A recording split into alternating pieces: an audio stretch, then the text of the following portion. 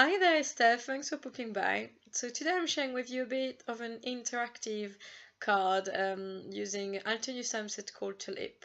I'm stamping the outline of the tulip onto my card front as well as on some masking paper, just because I'm gonna layer stamp a little bit and I wanted it to be neat.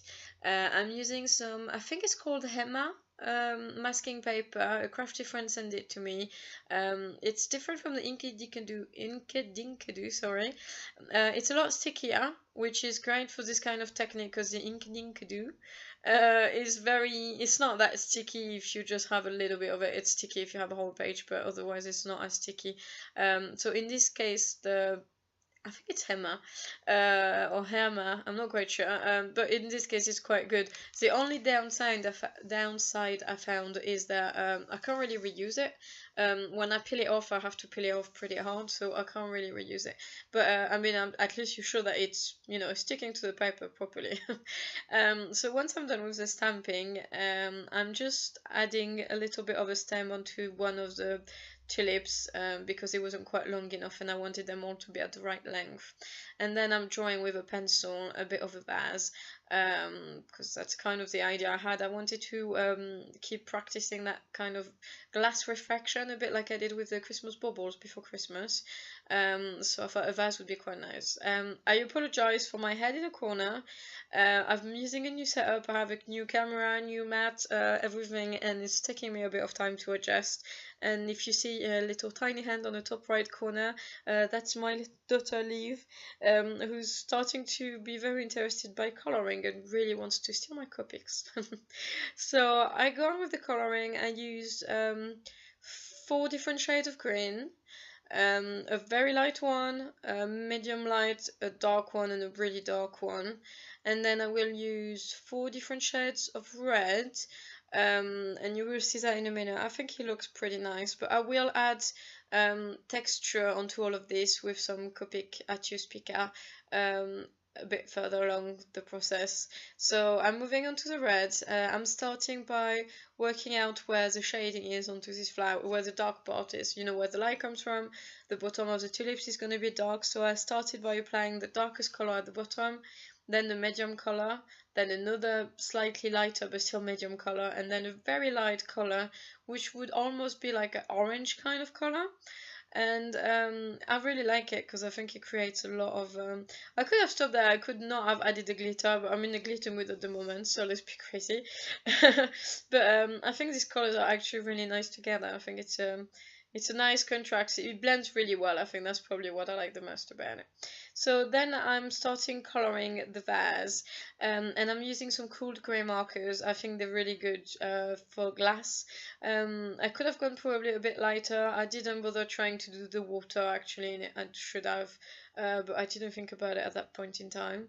I added a shade on, it's actually a shadow because it's on the floor or the table, whatever the vase is supposed to be, with some war grey markers, and then I thought that wasn't quite enough, so I decided to add some shading all around the flowers, and I think that's what I like the most. I think that shading is, if you blend it well, I think it really adds dimension, and I really like that.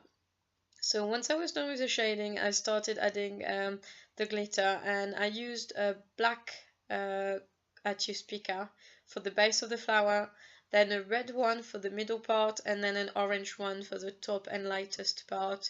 And I think because these Copic colors were quite dark, when the Atius Pica, let's call them Spica, it's too long otherwise, the Spica dried very glittery, maybe even more than before. I don't know, maybe because they may have a different aspect on Prismacolor than they do on Copic, but they were quite glittery, but I think it's pretty as well. I think it's just 2 different looks, and you can do both, they both look cool. So I also added a bit of Sakura white gel pen at the top of the flowers just to accentuate the difference between the top and the bottom. And then I added a bit of green glittery pen onto the leaves. Once I'm done with that, I'm using the Sakura Micron Pigma pigment pen. So it's a black pigment pen. There's different thickness. There's a pack and you get 5 or 6 of them. 6. And you get different thickness, so it's quite good. And I think here I'll probably use 0.8, and I really like it because I think it really helps the design pop off the paper, and I also go around the vase as well.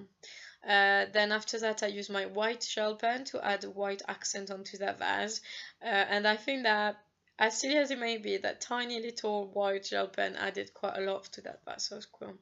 Then I start the interactive part. So that die is from a brand called CREALIES. You probably seen me mention it before. I've actually bought loads of the dies recently. It's a brand I discovered all by myself on eBay. I was looking for stitch dies and they were really affordable. I can't remember the first die I bought from them. It probably was one of these boxes. Yeah, no, it was a milk carton type die. It wasn't even a stitch die, but it's that's how I found them. I was looking for stitch dies, and they're really good dies. They cut really well.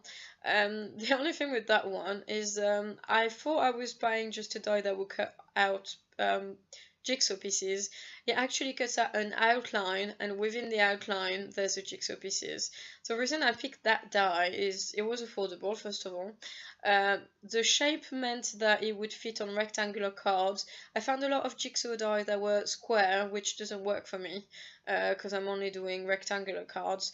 The only downside to that die, which I didn't see on the photo when I looked what I bought it from, is the outline.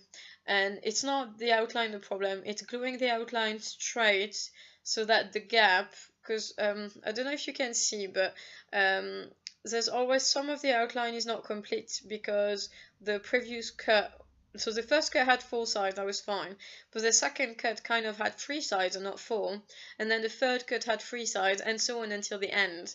So it's kind of tricky to place it exactly perfectly so that you get the exact shape for your piece, basically. That was a tricky bit for me.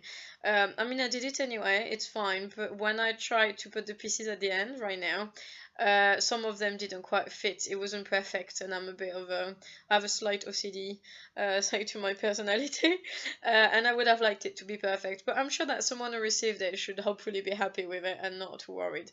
The only thing I would say is next time I do it, I would use some double-sided sticky sheet thing. I'm not sure what the exact name is, but that would help the recipient to just peel off the backing and just place them into place.